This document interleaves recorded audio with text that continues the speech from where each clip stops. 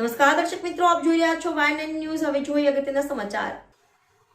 પાટણ જિલ્લામાં 3 તાલુકામાં માવઠું। રાધનપુર, સાંતલપુર, સમી તાલુકામાં માવઠું થતાં વેપારીઓનો ખરીદેલો માલ બહાર રહી જતા નુકસાન।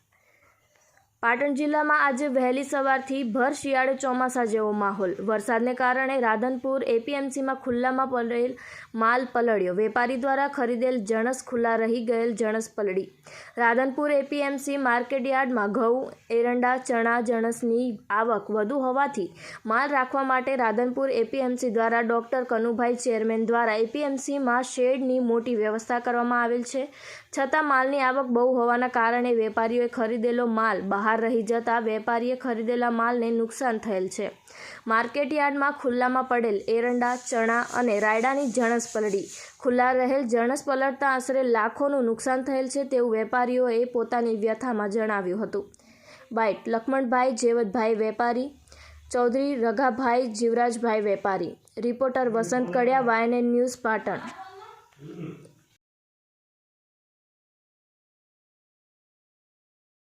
બોલો હવે મારું નામ પટેલ લક્ષ્મણભાઈ જેવતભાઈ, માર્કેટયાર્ડ વેપારી એસોસિએશન, રાધનપુર, જિલ્લો પાટણ। બરાબર, ખેડૂતનો માલની ઘણી આવક હોવાથી અઠવાડિયેથી ખૂબ આવક હતી। અમે માર્કેટવાળાને શેડ બનાવ્યું, પણ અતિ માલની આવક હોવાથી બારે ઉતારેલો।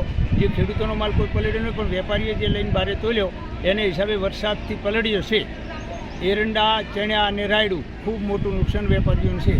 આશરે 1 કરોડ રૂપિયાનું નુકસાન ગણી શકાય।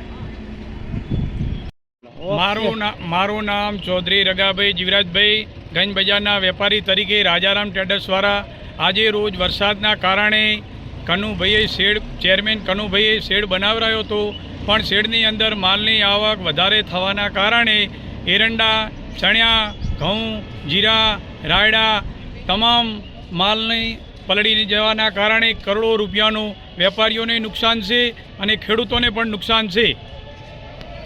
Subscribe now and press the bell icon. Never miss an update.